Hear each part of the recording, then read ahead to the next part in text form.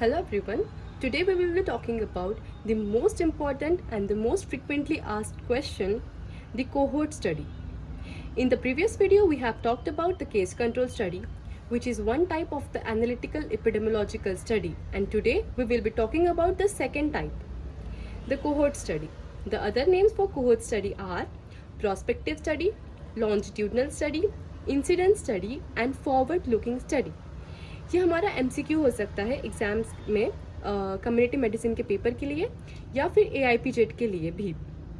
Now what is cohort study? So it is another type of analytical study which helps to refute or support the existence of an association between suspected cause and disease. तो ये जो sentence हम बोल रहे हैं, रिफ्यूटिंग और supporting the existence of association between cause and disease.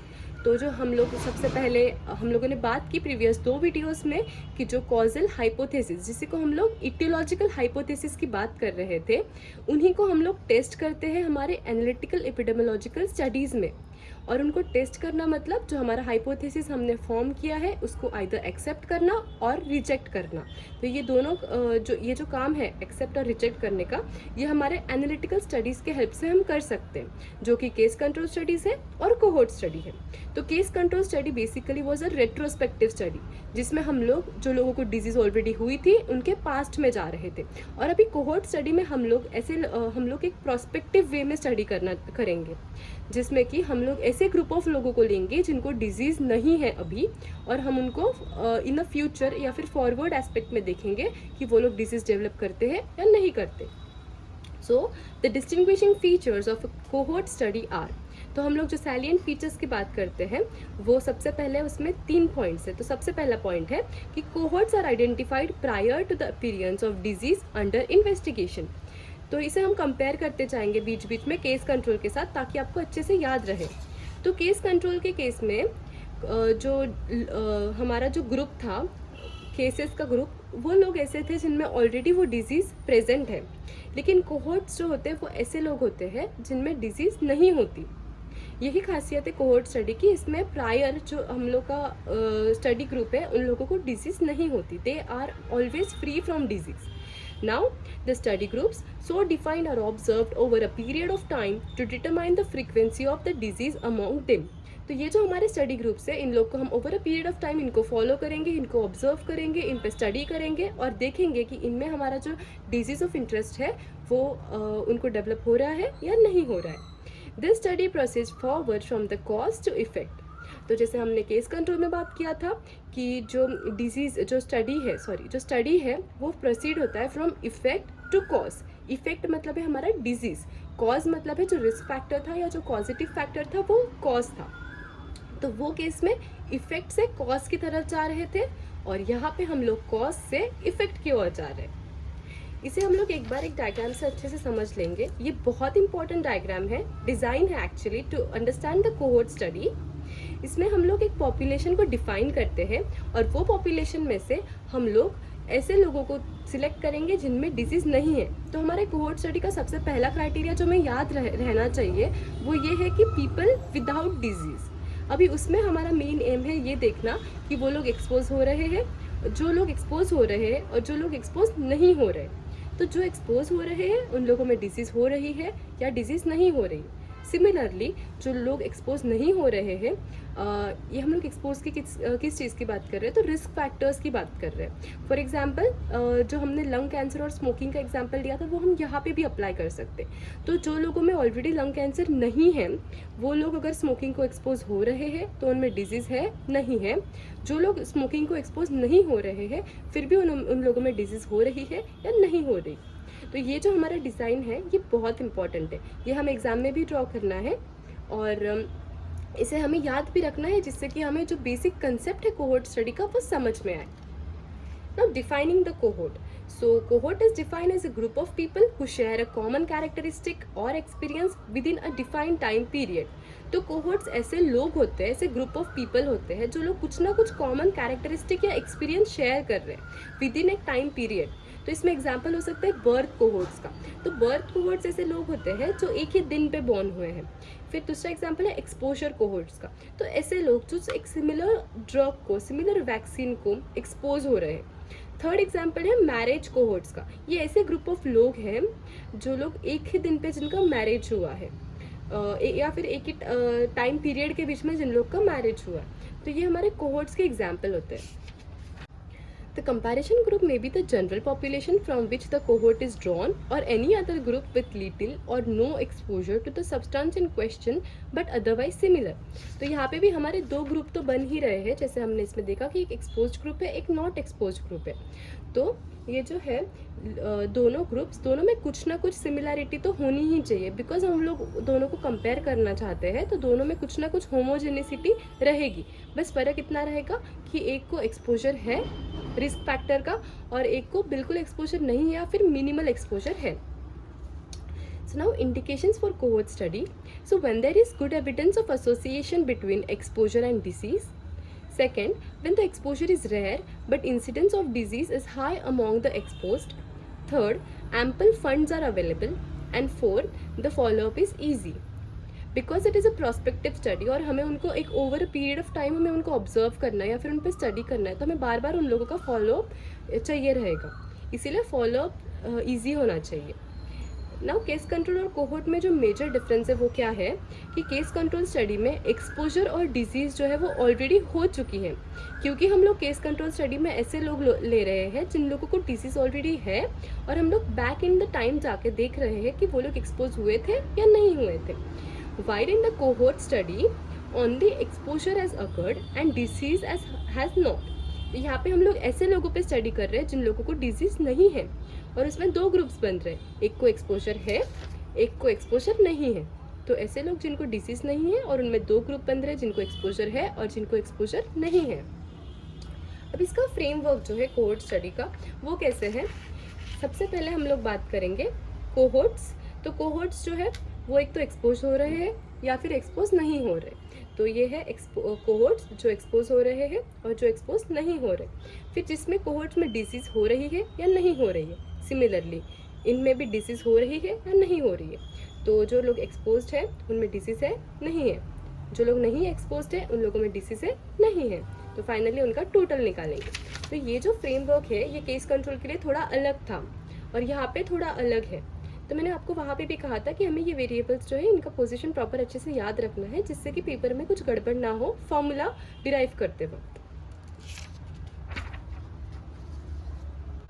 Selecting cohort A, the cohort must be free from disease under study. So this was our very first criteria कि cohort studies में हमारे जो study group होता है that should be free from disease. Second, study and control groups should be equally susceptible to the disease. तो दोनों में susceptibility equal होनी चाहिए, क्योंकि होमोजेनिसिटी होगी तभी हम लोग उनको कंपेयर कर पाएंगे। C, both group should be comparable with respect to the variables which may influence the frequency of disease. तो इसमें होमोजेनिसिटी जो है वो with respect to age, sex, occupation, marital status, उनका बिहेवियरल पैटर्न्स, ये सब होना चाहिए। Then lastly, the diagnostic and the eligibility criteria of the disease must be defined beforehand। तो जो हमारा डिजीज़ ऑफ इंटरेस्ट है, जो हमारा स्टडी में हम लोग जो डिजीज़ को इंक्लूड कर रहे हैं, वो डिजीज़ का जो डायग्नोस्टिक क्राइटेरिया है वो हमें अच्छे से पता होना चाहिए। फॉर एग्जांपल हम लोग ब्रेस्ट कैंसर की बात कर रहे थे लास्ट केस में, तो ब्रेस्ट कैंसर में ग्रेड फर्स्ट या ग्रेड सेकेंड उसकी कौन सी एग्जैक्ट पैथोलॉजी की हम बात कर रहे हैं ये हमें पता होना चाहिए। Now types of cohort studies. तो कोहोर्ट स्टडीज़ जो है वो 3 टाइप की होती है, prospective, retrospective and combination of both, prospective plus retrospective. Now the elements of cohort study. तो 5 चीज़ें हैं इसमें। पहले तो स्टडी सब्जेक्ट्स को सिलेक्ट करना, उनसे जो एक्सपोजर हुआ है या नहीं हुआ है उसका डेटा ऑब्टेन करना, कंपैरिजन ग्रुप सिलेक्ट करना, फॉलोअप एंड एनालिसिस।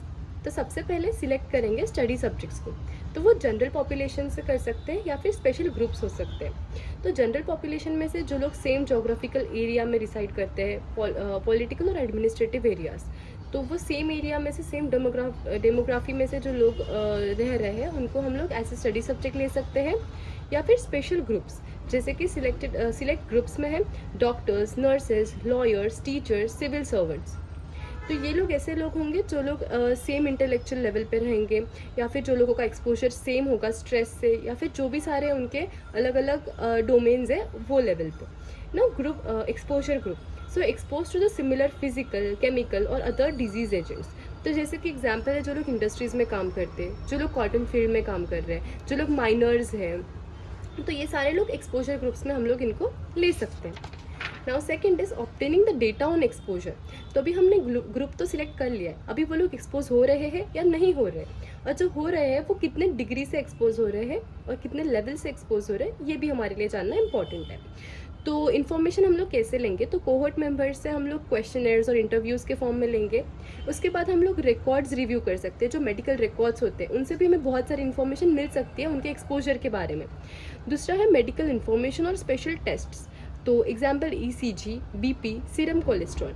तो जो भी बेसलाइन लेवल पे हम लोग जो भी टेस्ट कर रहे हैं उनके हमारे डिजीज़ रिलेटेड, वो सारे टेस्ट से हमें इन्फॉर्मेशन मिल सकती है, क्योंकि ये फॉरवर्ड लुकिंग स्टडी है और हमें बार बार कुछ लोगों का फॉलोअप लेना है, हमें उन्हें एक over a period of time study करना है। तो हमें ये बेसलाइन रिकॉर्ड बहुत ही यूज़फुल रहेगा, जिससे कि हम एवरी 3 मंथ्स 6 मंथ्स या जैसा भी हमारा डायग्नोस्टिक या ऑपरेशनल डेफिनेशन है, उस हिसाब से हम लोग उनके रीटेस्ट करके वो जो पैरामीटर्स है उनमें राइज हो रहा है या डिक्लाइन हो रहा है, ये हम लोग देख सकते हैं। Then environmental service. तो वो जो कोहोर्ट्स है, वो जहाँ पे काम करते हैं, जहाँ पे वो रह रहे हैं, वहाँ पे उनका क्या एक्सपोजर है, जो स्पेसिफिक हमारा रिस्क फैक्टर है उससे, ये हम देख सकते हैं। So information about exposure should include whether or not they have been expose to the suspected factor, पहली चीज़, और दूसरा उनका लेवल और डिग्री ऑफ एक्सपोजर। तो जो इन्फॉर्मेशन है हमारे एक्सपोजर के बारे में, वो हमें 2 चीज़ों में देखना है, एक तो वो एक्सपोज हो भी रहे हैं या नहीं, और दूसरा अगर हो रहे हैं तो किस डिग्री से या किस लेवल से वो लोग एक्सपोज हो रहे हैं। Now third is selection of comparison groups. तो 3 टाइप के कंपैरिजन हो सकते हैं, इंटरनल कंपैरिजन, एक्सटर्नल कंपैरिजन और कंपैरिजन विद जनरल पॉपुलेशन। तो इंटरनल कंपैरिजन में हम लोग क्या करते हैं कि जो मेंबर्स है हमारे ग्रुप में, उनमें ही several type of comparison groups form कर सकते हैं, जैसे कि डिग्री और level of exposure to risk, इसके बेसिस पे। दूसरा है एक्सटर्नल कंपैरिजन। तो यहाँ पे जब इंफॉर्मेशन ऑफ एक्सपोजर अवेलेबल नहीं होता, तो हमें एक एक्सटर्नल कंट्रोल पुट करना पड़ता है, तो जिसमें हम लोग एग्जांपल लेते हैं स्मोकर्स एंड नॉन स्मोकर्स का, तो जिससे हमें जो उनका एक्सपोजर ग्रुप है उनका एक्सपीरियंस समझ में आता है। C is comparison with the general population. तो अगर दोनों भी अवेलेबल नहीं है, मतलब ज़रा भी अगर हमें एक्सपोजर का इन्फॉर्मेशन नहीं मिल रहा है, तो हम लोग क्या देखेंगे कि जो मॉर्टेलिटी एक्सपीरियंस है एक्सपोज ग्रुप का, उससे हम कंपेयर करेंगे mortality experience of general population in the same geographic area as the expose people. तो वो जो लोग उनके वही एरिया में रहते हैं, जो हमारा स्टडी ग्रुप है उनके, उनमें कितने डेथ्स हो रहे हैं as compare to the general population जो लोग वहाँ पे रहते हैं। तो इससे भी हमें समझेगा कि उन लोगों में कितना ज़्यादा मॉर्टेलिटी रेट है। For this follow-up, so follow-up is again a very big criteria in the cohort study, because it is a forward looking study, तो फॉलोअप बहुत इंपॉर्टेंट होता है। तो फॉलोअप हमें क्या क्या देखना है, तो periodic examination of each member of the cohort. दूसरा मतलब reviewing the physician and hospital records. तो हमें अगर वो कोहोर्ट से डायरेक्ट कांटेक्ट नहीं करने मिला हमारे स्टडी मेंबर से, तो हम हॉस्पिटल रिकॉर्ड से भी उनके बारे में जानकारी ले सकते कि वो उनका एडमिशन हुआ था किसी डिजीज़ के वजह से या किसी भी चीज़ के वजह से, हेल्थ इशू के वजह से, तो उससे भी हमें रिकॉर्ड मिल सकता है। फिर routine surveillance of death records, because ये स्टडीज़ बहुत सालों तक चलते हैं, 10 ईयर्स प्लस या फिर बहुत सालों तक ये स्टडीज़ चलती है। तो बहुत सी बार ऐसे होता है कि वो मेंबर्स को डिजीज़ हो के उनकी डेथ हो जाती है, तो वो सारी चीज़ें भी हमें पता चलती है, तो हमें इसके लिए डेथ रिकॉर्ड्स का सर्विलेंस करना पड़ता है।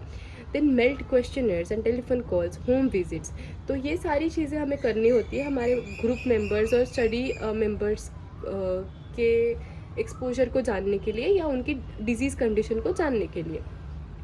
Now fifth point is analysis. So the data are analysed in the terms of, सबसे पहले हम लोग इंसिडेंस रेट देखते हैं। एक तो स्मोकर्स, मतलब यहाँ पे हम लोगों ने स्मोकर्स और नॉन स्मोकर्स का एग्जांपल लिया है, तो जो लोग एक्सपोज हो रहे हैं उन लोगों में इंसिडेंस रेट कितना है और जो लोग एक्सपोज नहीं हो रहे उनमें इंसिडेंस रेट कितना है। तो ये जानने के लिए हमें वो जो टेबल हमने सबसे पहले फ्रेमवर्क देखा था उसमें हमें देखना है। तो इसमें हमने A/A+B किया है और C/C+D किया है नॉन स्मोकर्स के लिए। तो ये हमें इसीलिए मैंने आपको कहा था कि आपको वो टेबल के जो वेरिएबल्स है वो अच्छे से वहीं पे उसको जैसे टेबल में दिए हैं वैसे के वैसे लिखना है, जिससे कि फॉर्मूला जो है वो हमें अच्छे से याद रहेगा। P value is less than 0.001। अभी एस्टिमेशन ऑफ रिस्क, तो पहले इंसिडेंस रेट्स एस्टिमेट किए, अब रिस्क में एस्टिमेशन ऑफ रिस्क में दो चीज़ें हैं, एक तो रिलेटिव रिस्क जिसे हम रिस्क रेशियो भी बोलते हैं, और दूसरा है एट्रीब्यूटेबल रिस्क। रिस्क रेशियो जो होता है वो उसका फॉर्मूला क्या है, तो incidence of disease among expose divided by incidence of disease among non exposed. वही अगर एट्रीब्यूटेबल रिस्क की बात करें तो incidence of disease rate among exposed minus incidence of disease rate among non exposed divided by the incidence rate among exposed. तो ये दोनों formulas paper के लिए याद रखने ही पड़ेंगे। नेक्स्ट है हमारे points advantages and disadvantages of the cohort studies. तो एडवांटेजेस में क्या है कि हमें इससे इंसिडेंस रेट पता चलता है कोई भी डिजीज़ का। दूसरा मतलब several possible outcomes related to exposure can be studied simultaneously. Third point direct estimate of relative risk. और फोर्थ बायस आर लेस। हमने फर्स्ट केस में केस कंट्रोल में देखा था कि उसमें बहुत सारे 5 टाइप के बायस के बारे में हमें बात की थी, तो वहाँ पे वो उसमें उसका डिसएडवांटेज था कि उसमें बहुत सारे बायसेस आ सकते हैं जो कि यहाँ पे नहीं आते। डिसएडवांटेजेस की बात करते हैं तो it involves large number of people and it is unsuitable for rare diseases, जो कि पहले केस में था कि case control is suitable for rare diseases. Now it takes a long time to complete the study and obtain the results. The loss of experienced staff, funding and record keeping is inevitable. तो कुछ ना कुछ हमारा experience staff, किसी की death हो सकती है, कोई माइग्रेट हो सकता है, कोई स्टडी में से उनका इंटरेस्ट लूज हो सकता है किसी का, क्योंकि ये बहुत सालों तक ये स्टडीज़ कंटिन्यू होती है। यहाँ में जो फंडिंग है उसका अमाउंट इतना एम्पल ना मिले, ये सारे प्रॉब्लम्स हो सकते हैं। कोहोर्ट में माइग्रेट और लूज इंटरेस्ट, जो हमारे स्टडी सब्जेक्ट्स है वो लोग भी वो स्टडी में से विड्रॉ हो सकते हैं। Changes in the diagnostic criteria of over a period of time, तो जो हमारे डिजीज़ की डायग्नोस्टिक क्राइटेरिया है वो बदल भी सकती है, क्योंकि हम बहुत सालों तक वो एक ही डिजीज़ पे काम कर रहे हैं, तो न्यू एडवांसेस के साथ हमारी जो क्राइटेरियाज है वो चेंज होती रहती है। Next, it is a very expensive study. And lastly ethical problems आ सकते हैं, क्योंकि हमें पता है कि स्मोकिंग की वजह से लंग कैंसर हो रहा है, तो फिर भी हम वो लोगों को ऑब्जर्व कर रहे हैं कि वो लोग स्मोक कर रहे हैं और उन्हें लंग कैंसर डेवलप हो रहा है या नहीं। तो एथिकली ये गलत है, क्योंकि हमें पता है तो हमें उनको रोकना चाहिए कि उनके बिहेवियरल चेंजेस, बिहेवियर में चेंजेस लाने के लिए हमें उनको कंसल्ट करना चाहिए। तो यहाँ पे एथिकल प्रॉब्लम्स क्रिएट हो सकते हैं। Thank you.